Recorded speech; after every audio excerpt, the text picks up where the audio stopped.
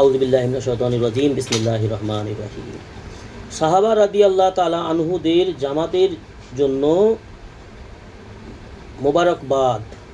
সাহাবা রাদিয়াল্লাহু তাআলা আনহুদের জামাতের জন্য মোবারকবাদ, যাহারা কোনো মাধ্যম ব্যতীত হুজুর সাল্লাল্লাহু আলাইহি ওয়াসাল্লাম হইতে সরাসরি ইলম ও উহার উপর আমল শিখিয়াছেন।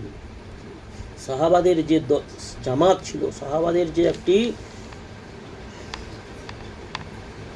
একতা, সমস্ত সাহাবাদের একটি যে একতা ছিল, জামাত, তাদের জন্য মোবারকবাদ, যাহারা কোনো মাধ্যম ব্যতীত সরাসরি রাসূলুল্লাহ সাল্লাল্লাহু আলাইহি সাল্লামের থেকে ইলম ও উহার উপর আমল শিখিয়াছেন।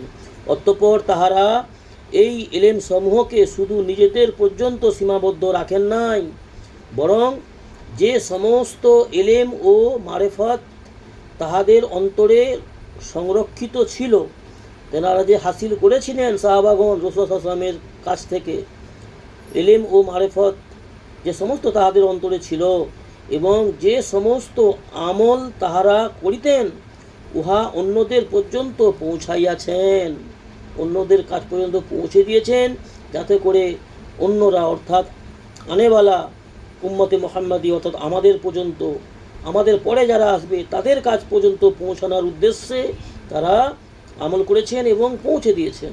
সেটিকে আমাদেরকে অনুসরণ করে আমাদেরকে ওই কাজ করতে হবে। যেহেতু আমরা উম্মতে মুহাম্মাদি, আমাদেরকে বড় উচ্চ সম্মান দিয়েছে। দুনিয়ার কাজকাম, দুনিয়ার সংসারের যে সমস্ত প্রয়োজন, সে তো পূরণ করতেই হবে সুন্নত তরিকায়। তার সঙ্গে সঙ্গে বড় দায়িত্ব যেটা দেওয়া হয়েছে আমাদেরকে আল্লাহর তরফ থেকে, সেটা হচ্ছে আমাদের পরে যারা আসবে তাদের কাজ পর্যন্ত দিন ইসলামের সহি জানকারি, দিন ইসলামের ইলম জ্ঞান এবং দিন ইসলামের চলার পদ্ধতি তরিকা, রাসূল সাল্লাল্লাহু আলাইহি ওয়াসাল্লামের তরিকা, তাদের কাজ পর্যন্ত পৌঁছাবার দায়িত্ব আমাদেরকে দিয়েছে আল্লাহ। আর এই দায়িত্ব আমাদেরকে পালন করতেই হবে। সমগ্র জগৎকে খোদা প্রদত্ত ইলম ও রাসূলুল্লাহ সাল্লাল্লাহু আলাইহি সাল্লাম হইতে অর্জন করা রুহানি আমলের দ্বারা ভরিয়া দিলেন।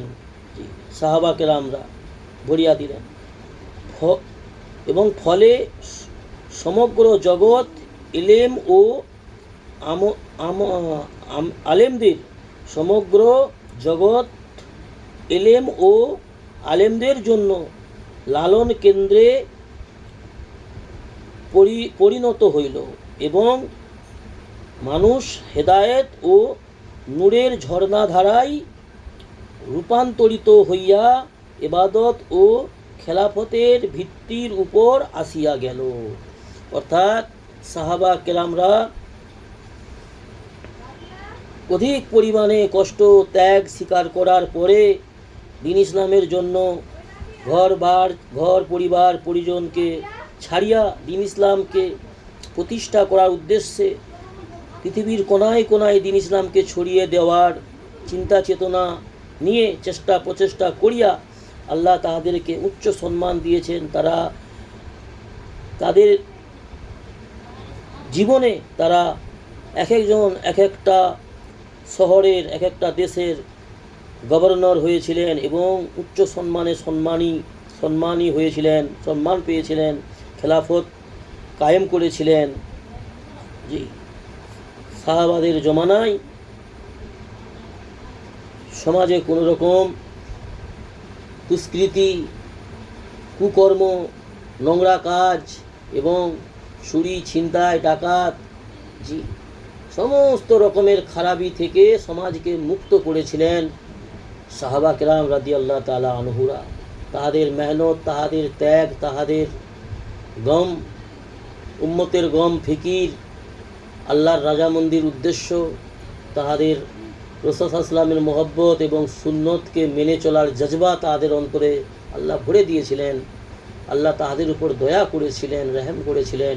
আজও আমরা যদি প্রচেষ্টা করি উম্মতের গম নিয়ে, সমাজকে সুন্দর গড়ে তোলার উদ্দেশ্য নিয়ে, সমাজ থেকে সমস্ত নোংরামি এবং সমস্ত কুকর্ম এবং সমস্ত রকমের খারাপিকে দূর করার চিন্তা চেতনা নিয়ে যদি আমরা হিকমতের সহিত, নম্রতার সহিত, সহি তরিকায়, ইসলামিক তরিকায় যদি আমরা চলতে পারি এবং চলার চেষ্টা করি, আল্লাহ সুবহানাহু ওয়া তাআলা হয়তো আমাদের মধ্যে কারো না কারো ওসিলাতে, কারো না কারো দ্বারাতে আমাদের দ্বারাই কাজ নেবে, সমাজ সুন্দর হবে, সমাজে শান্তি ফিরে আসবে এবং সমাজে দ্বীন ইসলামের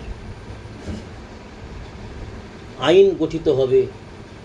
আর ইসলামের আইন ছাড়া, ইসলামের বিধানের আইন ছাড়া, রাসূল সাল্লাল্লাহু আলাইহি ওয়াসাল্লামের সুন্নতের তরিকা ছাড়া সমাজে কখনো ভালো কিছু আশা করা যায় না। অর্থাৎ রাসূল সাল্লাল্লাহু আলাইহি ওয়াসাল্লামের সুন্নত তরিকায়, ইসলামের বিধান, কোরআনে মাজিদের পদ্ধতিতেই একমাত্র সমাজ সুন্দর হওয়া সম্ভব। সেহেতু আমাদেরকে প্রচেষ্টা করতে হবে। সফল করার মালিক আমার আল্লাহ রাব্বুল আলামিন। আমাদের চেষ্টা যদি দৃঢ় হয়, অন্তর থেকে হয়, সঠিক পদ্ধতিতে হয়, তো অবশ্যই আল্লাহ সুবহানাহু ওয়া তাআলা আগামীতে আমাদের সমাজে আবার সুন্দর একটি সমাজ গড়ে তোলার তৌফিক দেবেন আল্লাহ। আমাদের এই আশা আল্লাহ রাব্বুল আলামিনের উপর। আল্লাহ আমাদের আনেওয়ালা প্রজন্মকে, আনেওয়ালা নসলকে দ্বীন ইসলামের সহি জ্ঞান, ইলম, বুঝ দান করুন এবং সহি তরিকায়, রাসূল সাল্লাল্লাহু আলাইহি ওয়াসাল্লামের সুন্নত তরিকায় জীবনযাপনকে কাজে বাস্তবায়ন করার তৌফিক দান করুন। আল্লাহুম্মা আমিন। আল্লাহ আমাদের অহংকারী হওয়া থেকে, তাকাব্বুরকারী হওয়া থেকে, হিংস্র হওয়া থেকে, নাফরমান হওয়া থেকে, জালিম হওয়া থেকে, বেদাতি হওয়া থেকে আল্লাহ হিফাজত করুন। আল্লাহুম্মা আমিন। শয়তানের সমস্ত রকমের শয়তানি চক্রান্ত পরিকল্পনা হইতে আল্লাহ আমাদের হেফাজত করুন। আমিন। আল্লাহ আমাদের দ্বীন ইসলামের পথে চলার জন্য সমস্ত প্রকারে, সমস্ত রকমে সহযোগিতা করুন, সাহায্য করুন। আল্লাহুম্মা আমিন। আল্লাহ আমাদের গুমরাহির পথ থেকে হেফাজত করে ঈমানের সহিত মৃত্যুবরণ করার তৌফিক দান করুন। আল্লাহুম্মা আমিন।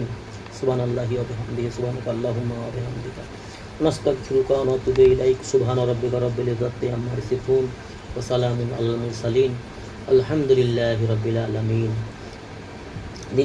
দ্বীন ইসলামের মজলিস শেষ হওয়ার পরে, দ্বীন ইসলামের কথা যখন কোথাও শোনা হবে, সেই মজলিস শেষ হওয়ার পরে এই দোয়াটিকে গুরুত্ব সহকারে আল্লাহর শুকরিয়া স্বরূপ ওই দোয়াটি পড়ে দ্বীন ইসলামের মজলিস শেষ করার সুন্নত আমার নবী সাল্লাল্লাহু আলাইহি ওয়াসাল্লামের।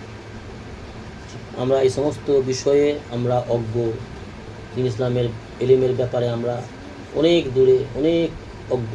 অর্থাৎ দ্বীন ইসলামের সহি জ্ঞান, ইলম অর্জন করার চিন্তা চেতনা আমাদেরকে করতে হবে। আল্লাহ আমাদের তৌফিক দান করুন। আল্লাহুম্মা আমিন। আসসালামু আলাইকুম।